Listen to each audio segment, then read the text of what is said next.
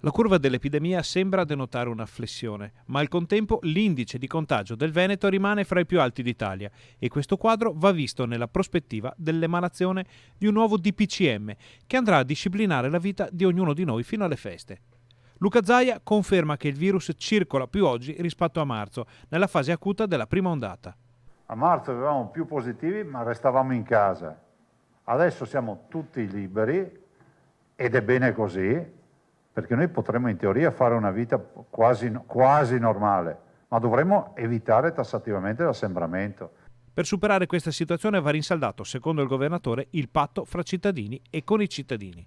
Qual è la mia posizione sull'assembramento?